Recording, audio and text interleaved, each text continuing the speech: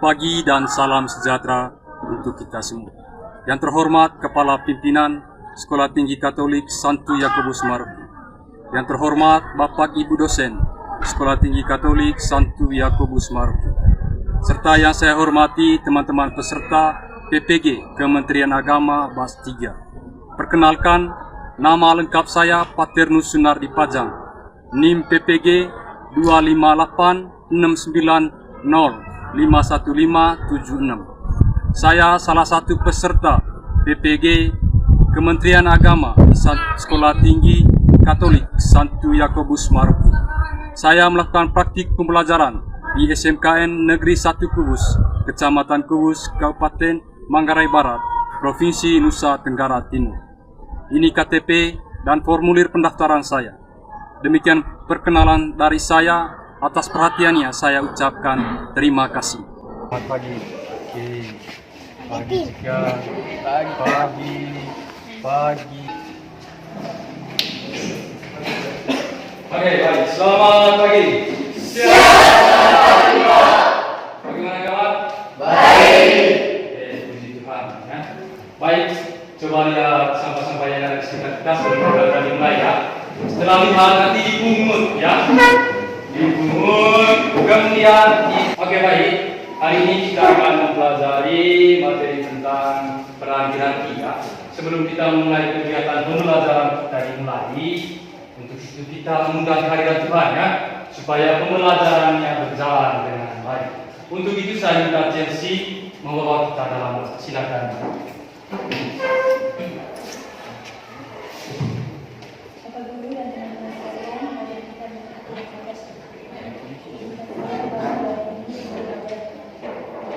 Nama Bapa dan Putra dan Roh Kudus.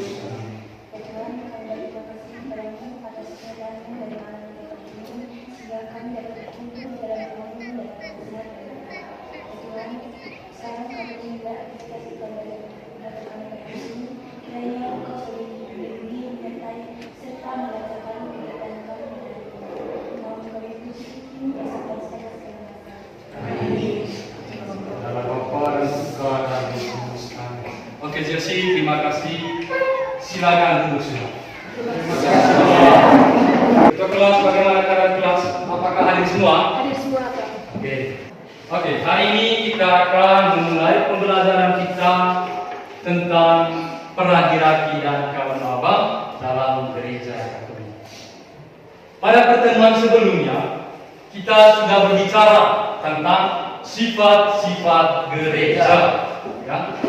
Ada berapa sifat gereja? Ada 4. Oke, Yopin, ada berapa? Ada 4. Baik, ada 4. Coba sebutkan. 1. Gereja yang satu, Oke. gereja yang kudus, Oke. gereja yang Katolik, Oke. dan gereja apostolik. Gereja yang apostolik. Ada 4 sifat-sifat gereja yang sudah kita bahas beberapa minggu sebelumnya. Nah, minggu terakhir ini kemarin kita berbicara tentang sifat gereja yang apostolik ya. Ada yang masih ingat kan? Apa itu gereja yang apostolik? Oke, silakan ini Angela. Gereja yang apostolik merupakan barisan iman gereja yang dilestarikan, diajarkan, dan diwariskan oleh para rasul dari generasi ke generasi. Oke, baik. Itu tadi berkaitan dengan gereja yang apostolik. Ya. Baik anak-anak, tujuan pembelajaran kali ini ialah peserta didik mampu memahami siapa dan apa peran hierarki dalam gereja, serta bersyukur atas keberadaan hierarki dalam hidup sehari-hari. Itu tujuan pembelajaran kita kali ini.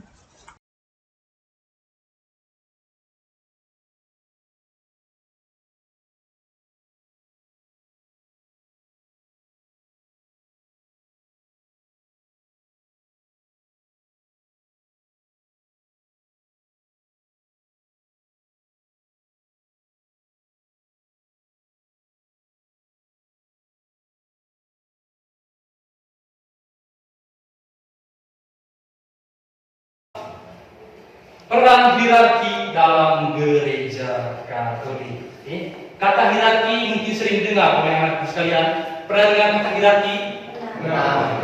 Kalau begitu, apa itu hierarki? Oke, silakan Sapri. Hierarki yaitu pemimpin dalam gereja Katolik. Menurut Sapri, hierarki adalah kepemimpinan yang ada di dalam gereja Katolik. Mungkin ada yang lain? Oke, silakan yang ini. Hierarki atau kepemimpinan. Oke, hierarki atau kepemimpinan. Hierarki tidak hanya dalam gereja, tetapi juga ada dalam struktur kepemerintahan. Anak-anak sekalian, coba perhatikan gambar yang ada ini. Oke, lihat baik-baik gambar di sini. Di sini yang pertama dari yang pakai apa ini? Namanya siapa ini? Ini namanya atau dia sebagai paus. Kan? Yang ini? Yang ini? Imam. Yang ini? Ini tadi yang dikatakan sebagai hierarki atau kepemimpinan di dalam gereja Katolik. Setelah anak sekalian mengamati gambar yang ini, kira-kira apa kedudukan mereka? Ya, misalnya ini, paus ini, kedudukannya sebagai pemimpin. Oke, silakan diuji. Sebagai pemimpin tertinggi Sebagai pemimpin tertinggi di dalam gereja Katolik. Yang kedua, diakon. Oke, silakan diuji. sebagai pelayan gereja. Oke, diakon berperan sebagai pelayan gereja. Kemudian juga imam. Ya, oke silakan diuji. Sebagai pembantu uskup. Oke, imam ini juga sebagai pembantu uskup dan juga uskup ini sebagai oke, silakan ini. Tugasnya untuk mempertemukan dan mempersatu umat Allah. Oke. Selain uskup di para rasul dan juga tugas yang mereka hampir sama itu mempersatukan dan mengumpulkan umat Allah. Setelah mengamati gambar ini, bagaimana struktur yang ada di dalam ini? Apakah sudah benar ini? Ini 1, 2, kemudian 3, 4. Apakah sudah benar struktur yang ada? Oke, salah. Kira-kira yang benarnya bagaimana? Oke, pertamanya di sini ya. Oke, 1. Kemudian ini yang kedua ya, uskup. Kemudian yang ketiga imam. Oke, ini maksudnya yang urutan yang ketiga ini ada imam. Kemudian yang terakhir yaitu diakon. Ini susunan. Pertama paus, uskup, imam dan diakon. Untuk lebih memahami arti dan makna hierarki, kita diajak dalam atau membuat dalam bentuk kelompok. Nanti kelompok 1 Maria Chelsea Lala Jerudu. Ada oke. Nanti Chelsea kelompok 1 Hilda, kemudian Tahim Eris dan juga Yudi dan Anco. Oke, kelompok 1 nanti di sini ya.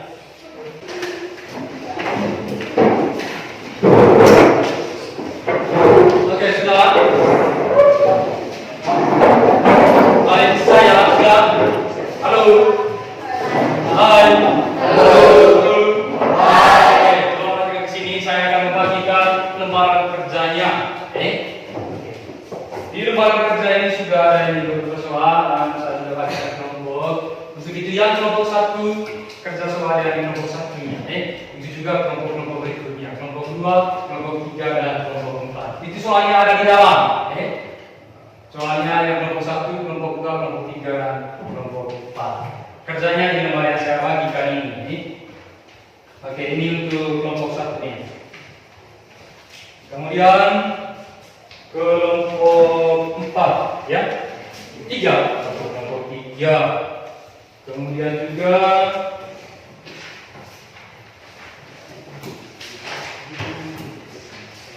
kelompok 2.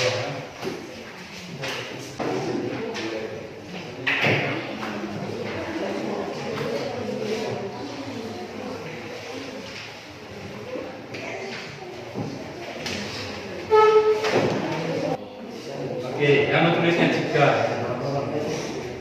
Oke, yang lainnya kita ini ya. Ambil bagian.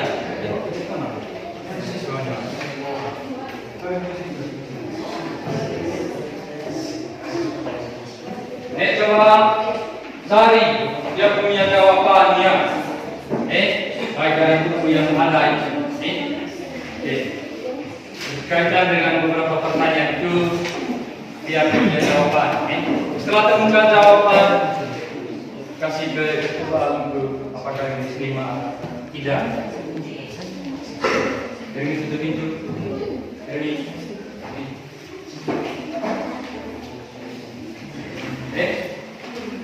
oke, sudah.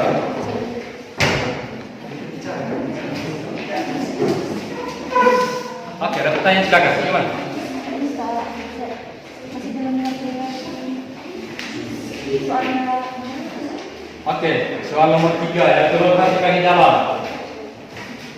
Siapa itu imam? Apa fungsi dari imam? Fungsi khusus dari imam. Lain nanti fungsi khusus dari hierarki. Hierarki itu menyeluruh. Seluruhnya. Itu dia punya ininya. Fungsi hierarkinya. Paham Bisa? Bisa. Yang ini bicara salah paham dengan soal. Sudah? Oke, sebelum kita masuk pada sesi presentasi, coba kita berdiri keluar dari tempat duduk dulu. SBQ dulu sebelum melaksanakan presentasi.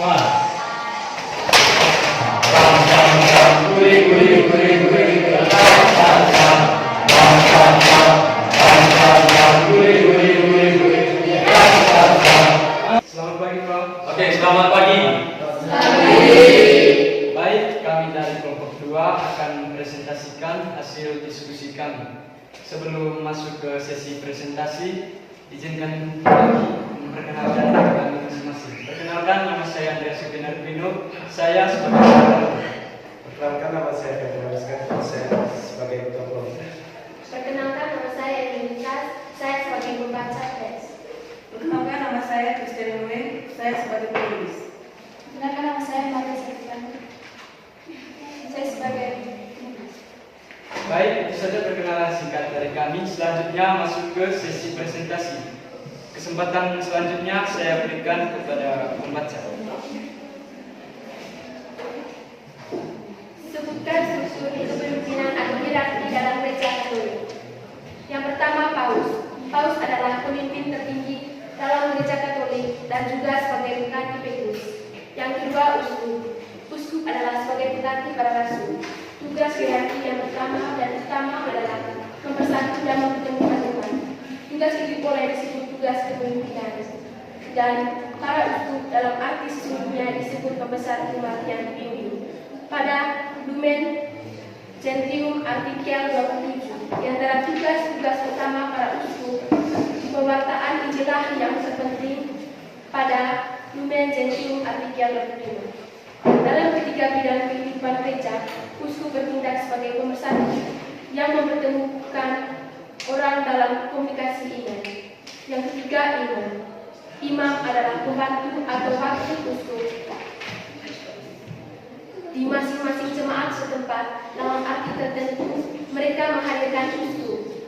Para imam dipanggil melayani umat Allah sebagai pembantu, arif beribadah para uskup, sebagai penolong dan organ mereka. Pada Lumen Gentium artikel 28. Yang keempat, diakon. Para diakon adalah tingkat hierarki yang paling rendah, yang ditumpangkan bukan untuk imamat, melainkan untuk pelayanan. Yang kedua, siapa itu uskup? Uskup adalah pengganti para rasul, dan uskup juga adalah sebuah jabatan suci yang diberikan kepada seorang yang telah menerima sakramen tabisan. Tingkat ketiga. Tabisan tingkat pertama adalah diakon, tingkat kedua adalah iman, dan tingkat ketiga adalah uskup. Tugas mempersatu dibagi menjadi 3 tugas khusus menurut 3 bidang kehidupan gereja. Komunikasi iman gereja terjadi dalam pewartaan, perayaan, dan pelayanan. Maka dalam 3 bidang itu, para uskup untuk seluruh gereja menjalankan tugas kepemimpinannya. Di antara tugas-tugas utama para uskup, pewartaan Injilah yang terpenting pada Lumen Gentium artikel 25. Dalam ketiga bidang kehidupan gereja, uskup bertindak sebagai pemersatu yang mempertemukan orang dalam komunikasi ini. Yang ketiga, apa fungsinya uskup? Tugas pokok uskup di tempatnya sendiri bagi seluruh gereja adalah pemersatu. Tugas hierarki yang pertama dan utama adalah mempersatukan dan mempertemukan umat. Tugas itu boleh disebut tugas kepemimpinan dan para uskup. Dalam arti sesungguhnya disebut pembesar umat yang mereka pilih. Padahal Lumen Gentium artikel 67. Baik, itu saja presentasi hasil diskusi kami. Jika ada tanggapan atau pertanyaan dari teman-teman, saya persilakan. Dari kelompok 1. Kami dari kelompok 1 yang bertanya. Mengapa uskup disebut sebagai penerus para rasul? Mengapa uskup disebut sebagai para rasul? Sebagai penerus para rasul.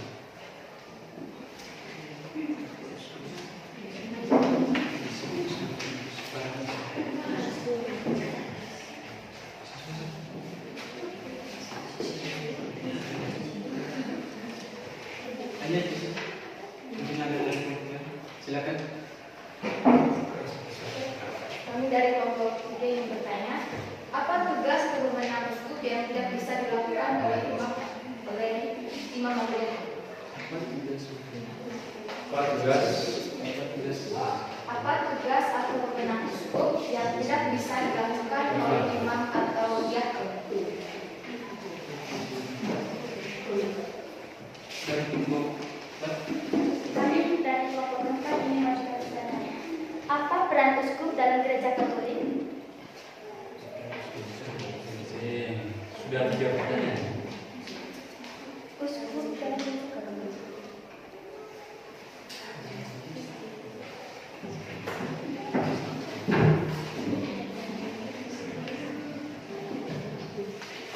mungkin ada pertanyaan. Itu sebelum kami jawab, kami akan berdiskusi.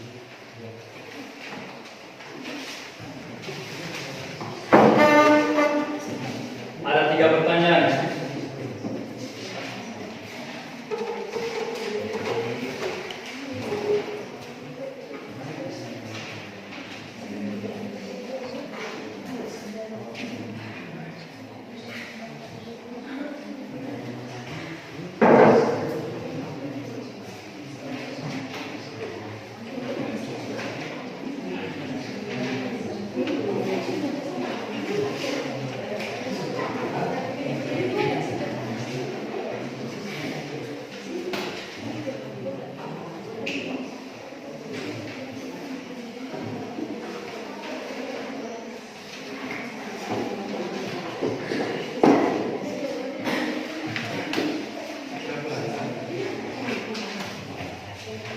Baik, kami akan menjawab pertanyaan dari teman-teman. Yang pertama dari kelompok 1. Mengapa uskup disebut sebagai penerus para rasul?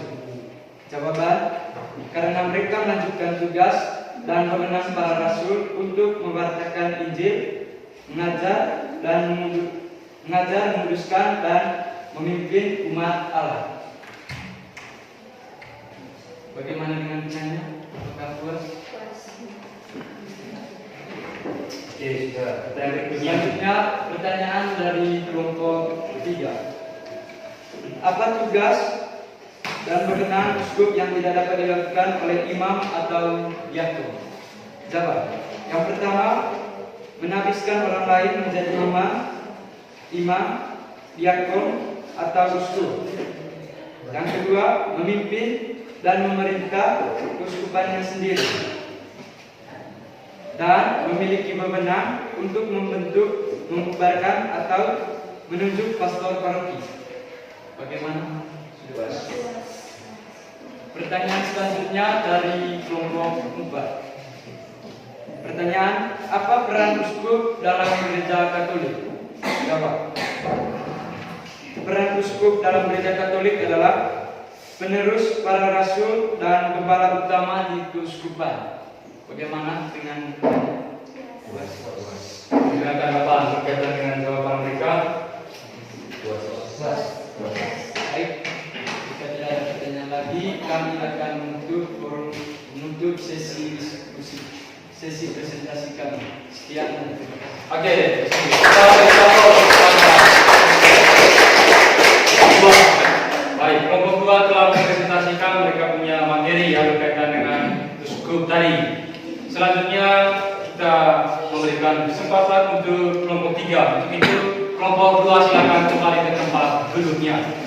meja ketinggalan situ. Oke, kita tadi teman-teman sekalian telah mempresentasikan berkaitan dengan arti dari hierarki, ya. Tidak hanya berbicara tentang pengertian hierarki, tapi anak sekalian juga telah mendefinisikan tugas dan juga apa arti dari Paus, uskup, imam, dan diakon. Itu tadi susunan kepemimpinan dalam gereja Katolik, ada 4 itu yang telah dipresentasikan. Setelah kita lihat di depan bahwa arti dan makna hierarki, di mana dikatakan bahwa hierarki itu berasal dari bahasa Yunani, yang artinya hierarki, yang terdiri dari kata yaitu jabatan, archos, dan suci. Hierarki adalah jabatan suci. Siapa-siapa yang memiliki jabatan suci ini? Tadi para pemimpin itu tadi, uskup, paus, uskup, imam, dan diakon. Kemudian juga kita lihat ini uskup di dalam ini. Dia sebagai kepala memiliki tugas pemersatu, perayaan, pewartaan, dan pelayanan. Tugas pemersatu, memersatukan dan mempertemukan umat dalam iman. Kemudian memimpin perayaan liturgi dan sakramen, mewartakan Injil sebagai tugas utama, melayani umat dalam berbagai kebutuhan rohani. Itu tadi uskup, ya, tugas uskup. Kemudian imam. Imam disebut sebagai wakil uskup. Dari pastor pembantu menjadi wakil uskup dengan daerah pelayanannya sendiri. Tugas utamanya mewartakan Injil, mengembalakan umat beriman, merayakan ibadat ilahi, menghadirkan uskup di tengah umat. Seperti yang kita ketahui, kita punya paroki ini. Ia lingkup paroki. Oke, kemudian yang terakhir, diakon. Ya, ini sudah diakon pakaian. Ya. Ia sebagai pelayan gereja, sakramen menerima sakramen baptis, menjadi saksi perkawinan, dan juga mengantar komuni suci. Dia juga bertugas sebagai pewarta, membaca kitab suci, mengajar dan menasihati umat. Kemudian liturgi, memimpin ibadah dan doa kalau beriman, upacara jenazah. Kemudian tugas-tugas cinta kasih yang lainnya. Itu beberapa tugas dari kepemimpinan gereja disebut sebagai hierarki. Oke, kemudian juga lihat fungsi khususnya. Sudah dikatakan oleh kelompok tadi bahwa seluruh umat telah mengambil bagian di dalam tugas Kristus sebagai nabi, imam, dan raja. Di mana sebagai nabi dia mengajar, kemudian imam itu memutuskan, dan raja dia memimpin dan mengembala. Kemudian juga masuk pada corak kepemimpinan gereja. Pertama di sini kepemimpinan dalam gereja merupakan satu panggilan khusus di mana campur tangan Tuhan merupakan unsur dominan. Oke. Kemudian juga yang kedua, kepemimpinan dalam gereja ini bersifat mengabdi dan melayani. Dalam arti semurni-murninya, walaupun ia sudah sungguh mempunyai wewenang yang berasal dari Kristus sendiri. Kemudian yang berikutnya, kepemimpinan gereja ini adalah kepemimpinan melayani, bukan untuk dilayani, sebagaimana yang ditujukan oleh Yesus sendiri. Maka Paulus disebut sebagai servus servorum Dei, hamba dari hamba-hamba Allah. Oke, kemudian ya, kepemimpinan hierarki ini berasal dari Tuhan. Karena sakramen tabisan yang diterimanya, maka tidak dapat dihapuskan oleh manusia, karena berasal dari vokasi dan tidak bisa dihapuskan oleh manusia. Sedangkan kepemimpinan dalam masyarakat dapat diturunkan oleh manusia, karena ia memang diangkat dan ditentukan oleh manusia. Semacam kepemimpinan yang ada di negara Indonesia ini, karena manusia yang memilihnya. Beda kepemimpinan dengan yang dalam gereja ini, kepemimpinan yang ada di dalam gereja ini. Sakramen tabisan yang mereka terima itu berasal dari Tuhan, sehingga manusia tidak berhak untuk mencabutnya. Oke. Ini materi yang kita belajar tentang peran hierarki dalam gereja Katolik. Kita sudah melakukan berbagai diskusi berkaitan dengan materi ini. Oke, setelah kita memahami materi, mempelajari materi, kita diajak untuk membuat refleksi. Di mana kita coba lihat kitab suci bab 28 ayat 18 sampai 20. Coba baca kitab suci. Yang Bisa lihat kitab suci? Ya, siapa yang sudah baca kitab suci? Sudah menemukan Injilnya? Bisa lihat? Oke, coba baca. Yesus mendekati mereka dan berkata, "Kepadaku telah diberikan segala kuasa di surga dan di bumi.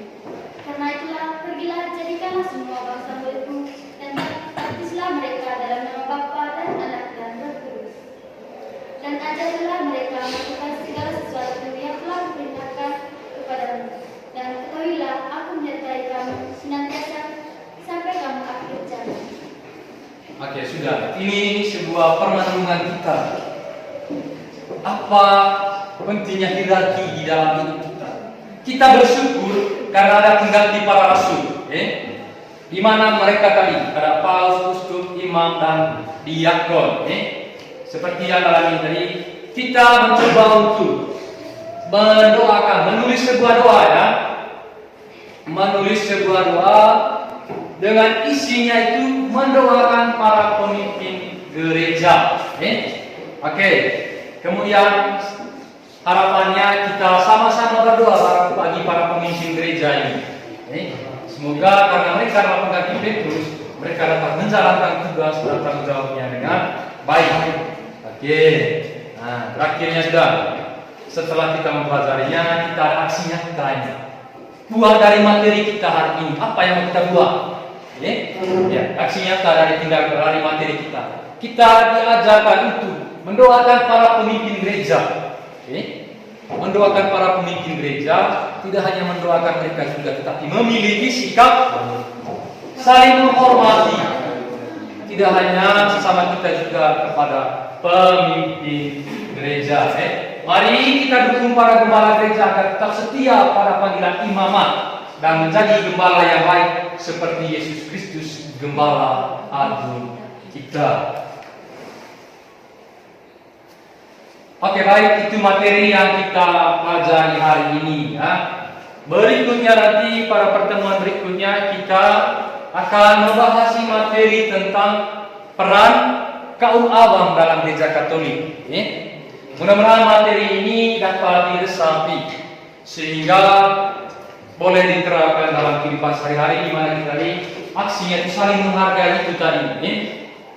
Oke, itu tadi materinya. Kemudian minggu depan sebagai tugasnya ya membaca ulang materi yang sudah kita pelajari hari ini, sudah kita jelaskan hari ini, dan juga membuat doa syukur kepada mereka pemimpin gereja Katolik. Ya. Baik, sekian sudah hari ini. Atas perhatiannya saya ucapkan terima kasih. Ya, oke, mari kita tutup pembelajaran kita hari ini dengan doa. Untuk itu saya minta Yofi mengantar kita dalam doa. Ya. Kita diajak untuk berdiri.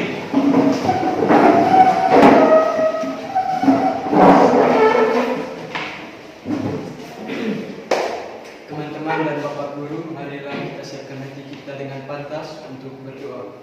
Izinkanlah saya membawakan doa ini secara Katolik. Dalam nama Bapa dan Roh Kudus. Ya Allah Bapa di dalam surga, puji dan syukur kami berikan kepadamu karena melalui pertemuan ini Engkau telah membuat kami mengerti dan memahami tentang hierarki gerejamu.